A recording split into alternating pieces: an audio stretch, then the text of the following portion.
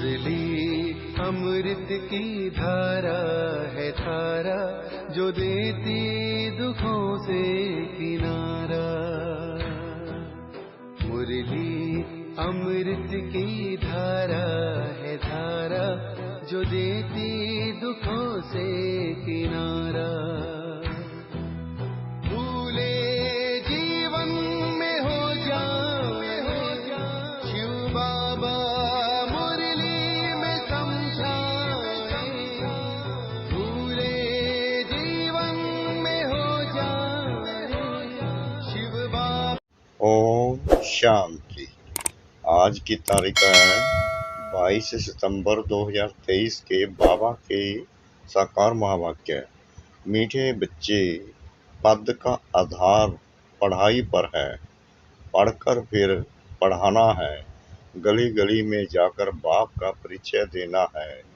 बाबा ने प्रश्न पूछा, तुम बच्चों को किस इच्छा से परे रहकर सेवा में लगे रहना है? बाबा ने उत्तर दिया, तुम रहमदिल बच्चे हो, तुम्हें किसी से पैसा लेने की इच्छा नहीं रखनी है। इस इच्छा से परे रहकर दान करने की सेवा में, दूसरों को आप समान बनाने में लगे रहना है। बुद्धि में रहे, जिसकी तकदीर में होगा वह बीज अवश्य बोएंगे। अगर कोई वाचा या कर्मणा सेवा नहीं कर सकते हैं तो धन से भी सहयोगी बनते हैं। गरीब बच्चे तो चावल मुट्ठी देकर महल ले लेते हैं। गीत। प्रीतम आन मिलो। प्रीतम आन मिलो, प्रीतम आन मिलो, दुखिया जिया बुलाए, प्रीतम आन मिलो, प्रीतम आन मिलो। ओम शांति। प्रीतमाओं के लिए एक ही पुकार काफी है। अब यह किसने पुकारा और किसको, यह तो सिर्फ तुम बच्चे ही जानते हो, क्योंकि तुमने बाप द्वारा बाप को जाना है। फादर शोज सन, फिर सन शोज फादर, ऐसा कायदा है। अब प्रीतमाएं सब प्रीतम को पुकारती हैं। गीत तो श्री कृष्ण के लिए गाया हुआ है। सबकी श्री कृष्ण के साथ प्रीत तो है ही। श्री कृष्ण के भगत समझते हैं श्री कृष्ण ने राजयोग सिखाया था। वास्तव में प्रीतम सबका एक ही है। सब पतितों को पावन बनाने वाला एक ही है। निराकार को ही याद करते हैं, परंतु परमपिता परमात्मा को फिर यथार्थ रीति जानते नहीं। निराकार का यथार्थ अर्थ क्या है सो जानते नहीं। बाप ने समझाया है, वास्तव में एक ही राम है प्रभु, हे ईश्वर, ओ गॉड। एक को पुकारते हैं, कोई जिस्मानी मनुष्य या देवता को नहीं पुकारते। बुद्धि निराकार तरफ चली जाती है। गॉड फादर सभी का एक ही है। समझते भी है हम ब्रदर्स हैं, परंतु आत्माओं के रूप में हैं। यूं तो हर एक अपने अपने धर्म का है। अपने धर्म के भाई बहन भी लड़ते रहते हैं। जब सब दुखी होते हैं तो बाप कहते हैं, मुझे याद करो, क्योंकि सर्व का पतित पावन मैं ही हूँ। प्रीतम तो सब प्रीतमाओं का एक ही है। सजनी साजन को याद करती है, प्रीतमाएं याद करती हैं। प्रीतम आन मिलो, आत्मा याद कर रही है। जियां बुलाए, बुलाने वाली तो आत्मा है ना, शरीर तो नहीं। जीव आत्मा से बात करती है। दुनिया में मनुष्य तो देह अभिमानी होने के कारण अपने को शरीर समझते हैं। तुम बच्चों को यह पक्का पक्का समझना है कि जीव की आत्मा बुलाती है, आत्मा प्यार करती है, शरीर शरीर से प्यार नहीं करता। आत्मा शरीर धारण करती है। इस समय का प्यार भी अशुद्ध है। देवी देवताओं का प्यार तो बहुत शुद्ध होगा ना। मनुष्य समझते हैं प्यार विकार का ही होता है, परंतु सत्युग में प्यार है, लेकिन वहाँ कोई भी विकार नहीं होता है। बाप तुम बच्चों को 21 जन्मों के लिए इन विकारों से बचाते हैं।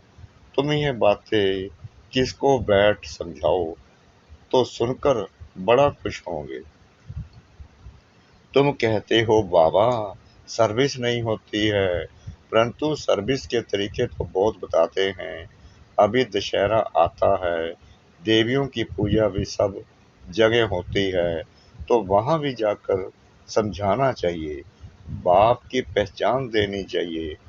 वह है परमपिता परमात्मा, निराकार बाप। हम आत्माएं भी मूल वतन में रहती हैं। वतन घर को भी कहा जाता है।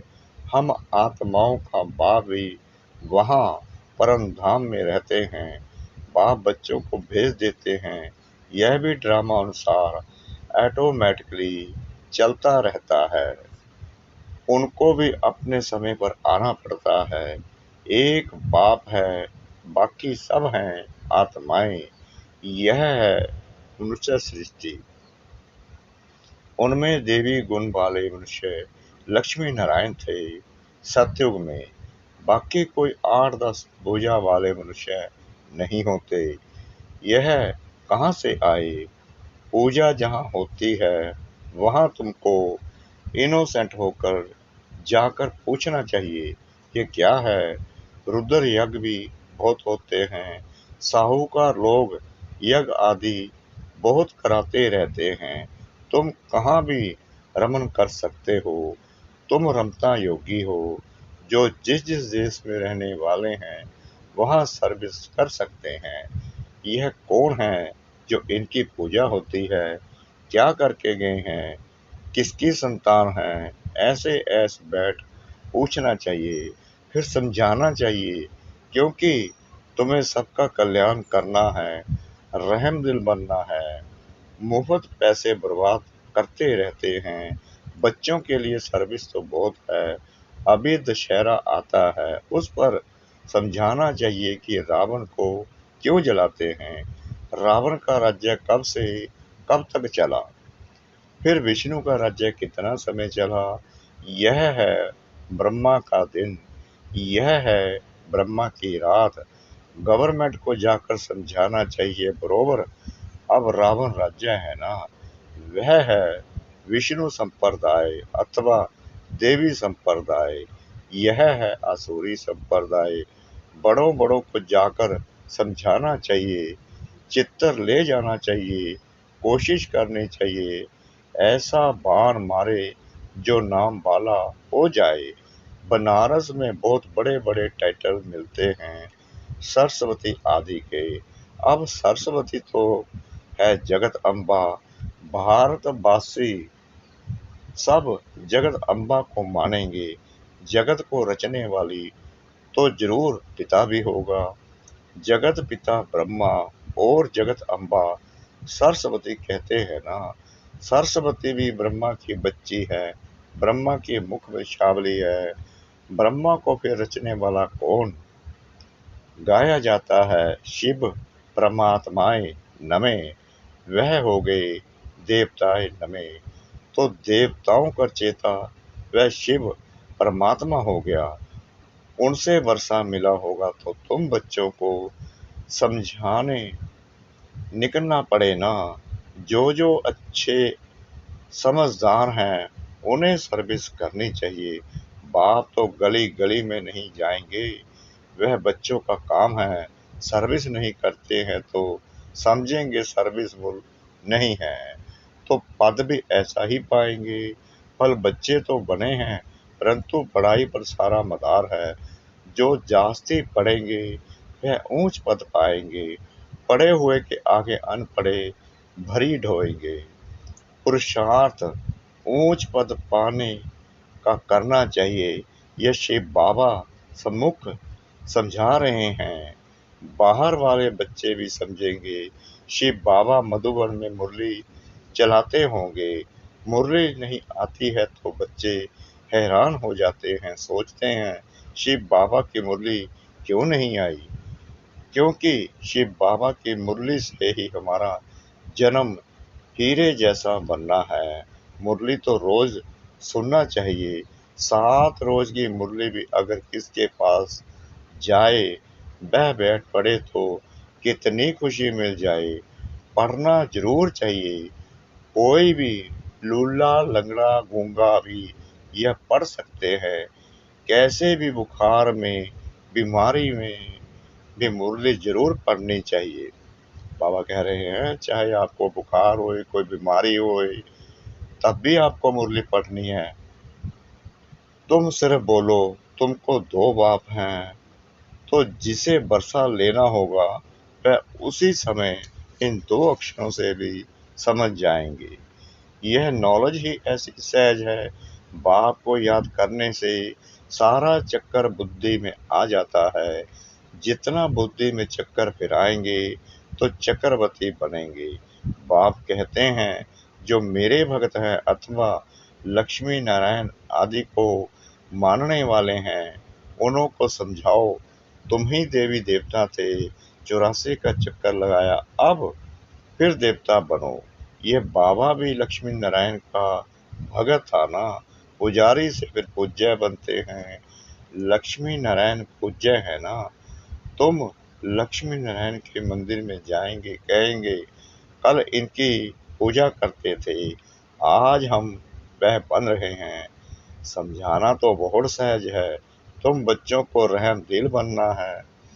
जिसको सर्विस का शौक होगा वह सिखलाने वाली ब्राह्मणी का साथ पकड़ेंगे।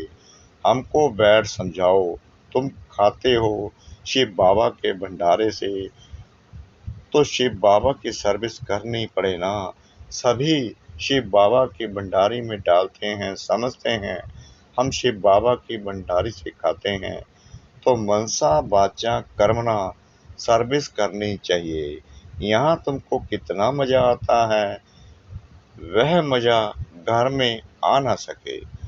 मनसा सर्विस भी करनी है, याद करना है, पवित्र बनना है, शंख ध्वनि भी करनी है, कर्मना कोई भी यज्ञ सर्विस करनी है।